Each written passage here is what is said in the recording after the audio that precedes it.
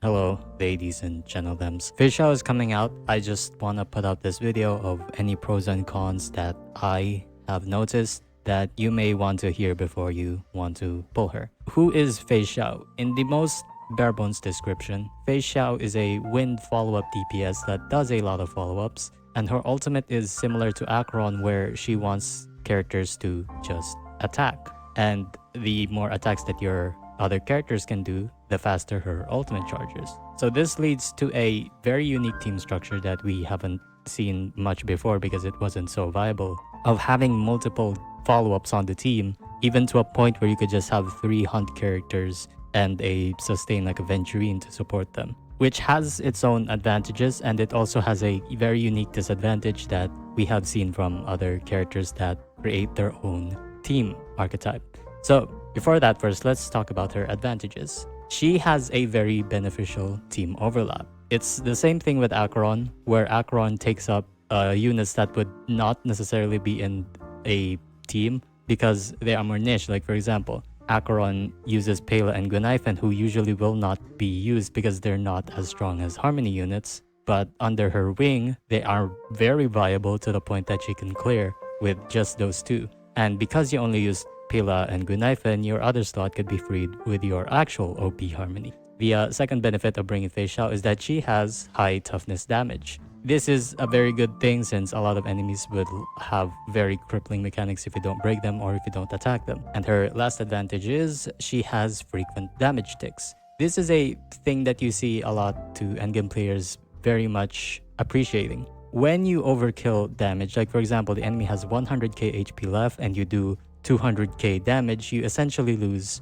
100k HP damage because the guy is already dead. Your one hit was too strong. In Feixiao's case, she has a lot of ticks that prevents a lot of overflow damage. So for example, a normal unit will do 200k in a single strike, where her team will do 50k in 4 intervals. So if the enemy only has 100k HP left, she actually saves 100k HP damage to the other enemies, which is a very good thing. That's kind of the thing why follow-up damage is a lot better than it looks on paper. It's because they split up their damage a lot and are more efficient with enemy HP. So here's the spicy tea that you've all been waiting for. What are Feixiao's disadvantages? These disadvantages don't have anything to do with Feixiao herself actually. There's like she's not mid in damage or she doesn't recede over time or anything, nothing like oversaturated stats. She's fine. I mean, there's really nothing bad about it. The only thing that is disadvantageous to her is actually what her team implies. First, and the most minimal one, as you'll notice when I say this, is that her team structure is very squishy. If you've ever played DOT before, then you know how a DOT team is built, right? You just, build attack, effect hit rate, speed. And when you build that sort of way, you kind of notice that you're very close to death when an enemy just moves. Not a very good thing when you're running a healer. You might be biased to running shielders when you're using Feixiao's teams anyway, which is fine because she has a Venturine, but that is a problem if you don't have a Venturine and you're relying on healers for sustain. You might actually experience a few more resets than you usually would just because her team structure is very squishy. Now, her bigger problem that I'm going to mention here is that she's a very expensive unit in terms of stamina, and it's actually why I kind of consider her to be a not very free-to-play friendly unit. She's a very high investment unit. Let's get into this first. What about traces? Her team structure builds 3 DPS units, herself included, or she, builds Robin, which Robin is fine, she's cheap. But if you're a free-to-play player, you probably don't have enough time to scrim for both Robin and Feixiao. That's probably not going to happen. But anyway, if you're building 3 DPS units for her free-to-play team, you're spending a lot of stamina on traces. Because if you're building supports, you kind of notice that you don't have to level them all the way to do their best job. They're fine at like level 8 or something. You don't need to crown them.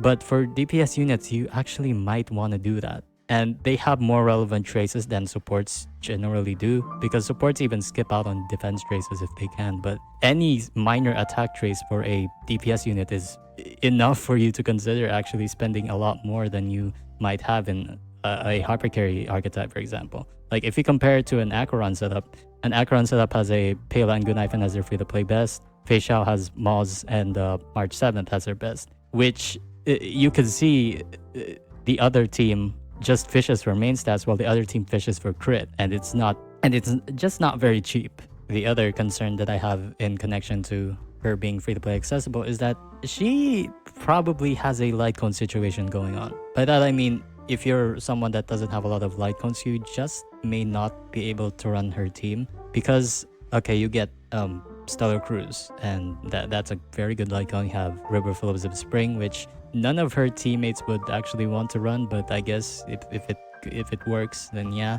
And Final Victor is also fine. So you have 3 light cones, and it's a bit tough when you think about it that way, isn't it? Especially when you compare her allies, her team structure to other teams. Then in the hypercarry setup, you still see Meshing Cogs, which is 3-star accessible. And in Nahili's case, in Akron's case, they can actually use 3-star light cones. Like Winifan could use a 3-star light cone, even though there's actually a better light cone in the store. So let's ignore that. Even if you use 3-star light cones, Akron is still a hyper carry, and those base stats on a support isn't going to hurt her damage that much. Whereas with Feixiao's teams, those base stats actually matter a lot, and so do the passives. So you may have to keep that in mind if you haven't built a good light cone collection up for Hunt. And lastly, the relic situation. I've covered this, I guess, briefly in my Feixiao dilemma video, which wasn't the Feixiao dilemma, figure that, but dual DPS and even 3 DPS teams in terms of Feixiao is not actually very cheap. It's much more expensive than other teams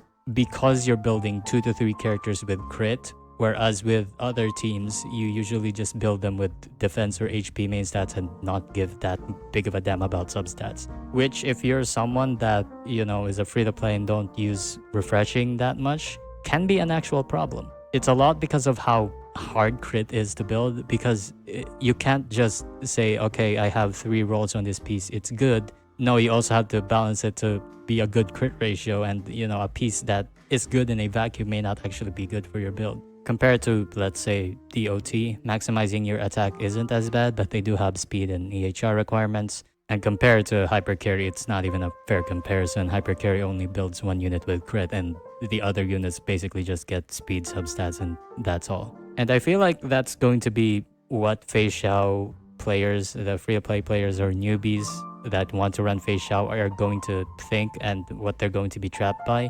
Because a lot of veterans are going to see a lot of value in Feixiao because she has just a lot of advantages, but she's not a very cheap unit and needs a bit of more time to build compared to other hypercarry teams like Akron, for example. So they may be a bit disappointed with how Feixiao performs just because, well, their account isn't developed enough. And, that's a very justifiable reason as to why you'd be disappointed in a unit. They're very high investment. So I hope that whatever the target audience thinks of this, they are, have their expectations laid out in a reasonable way and don't feel disappointed or don't feel misled or anything. That's just my opinion, and I feel like you should look out for all of these advantages and disadvantages. But yeah, that's the entire video. I hope you guys like this recording style where I just get an outline and say my thoughts in a unscripted manner. I hope you guys like it. If you like it or if you don't, comment down below. Do all the algorithm stuff. Thank you to my members again for seeing this early. I'm sorry for slacking off, by the way, members. I'm